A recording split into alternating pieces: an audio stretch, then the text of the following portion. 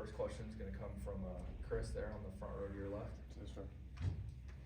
Morning, Casey. Can you just kind of walk us through what you've done in prep for Pro Day and how you've kind of gone about your business since the season wrapped up?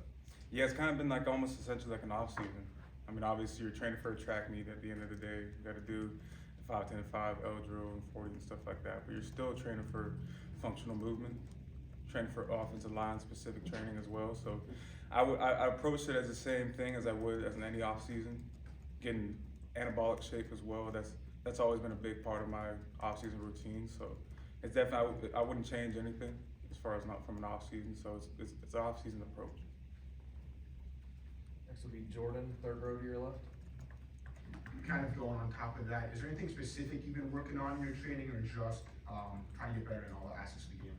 I'd say snapping has more been a specific quality that I wanted to add to my game. Because I think that more importantly, playing all 5 positions has definitely done a lot of offensive linemen in the league a world of wonders in terms of their playing ability. And so the best versatility is availability at the end of the day. So if I can play center, and adding the addition of snapping into my game is going to do world of wonders for me.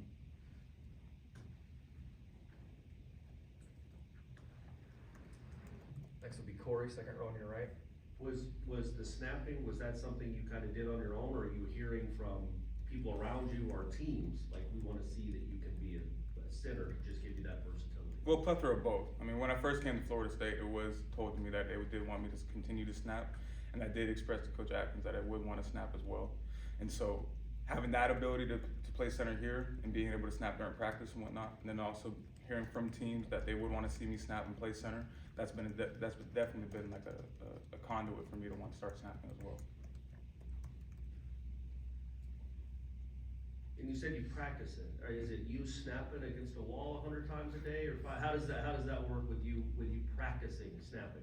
It's everything. So going through the drills at 100% while snapping. I mean, like the only best ability for me to be out there and practice snapping is going against somebody. But obviously you can't do that as of right now. But going through the drills 100% with the ball in hand and snapping, understanding the calls, understanding the fronts and stuff like that, IDs and everything. That's what goes into the practice essential aspect is what I'm insinuating you're asking about. So there's a lot of things that go deeper into it than obviously just taking the towel and launching it between your legs and stuff like that. No, it takes, there's a ball change, there's NFL and college balls are 2 different things. And so working with my offensive line coach in Colorado, Chase Willier, he's really allowed me to kind of understand the techniques, what I need to do, because when you're sitting there and you're playing at guard, it's a different set than when you're at center, because at center you got to get to the depth of your guard.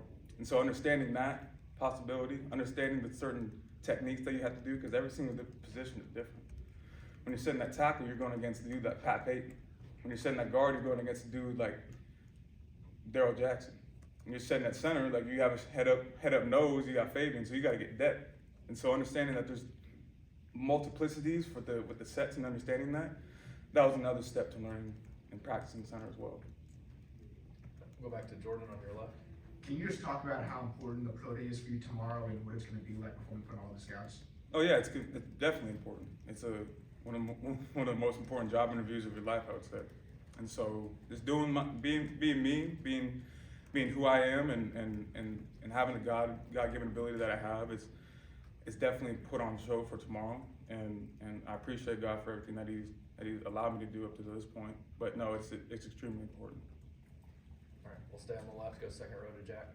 There's a lot of depth and rotation this year on the offensive line. Did that prepare you well for the situation coming up for Pro Day, and just, a lot of guys coming in and out and stuff like that, seeing a lot, and possibly doing different things? I'd say yes. I'd say that we were deep on the offensive line this year. I mean, being able to play 8, 9 guys almost is huge for depth, and also for saving bodies as well. Like it's a long season, so being able to rotate and being able to play different positions also is huge. And so that's exactly what you're gonna have to do at the NFL level. Because not only the solidified 5% guys are playing one position in the NFL. So being able to play center, being able to play guard, being able to play the tackle is huge in terms of how you can benefit somebody's team and also somebody's locker room as well. So, but no, playing and being able to rotate, it's coming in and out, line changing. I would like you had said, is definitely it works. Jordan.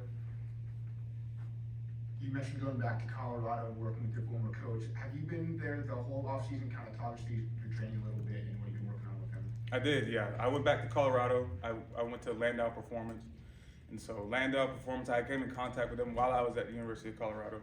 And they had, I had reached out to them because I was coming back there to train.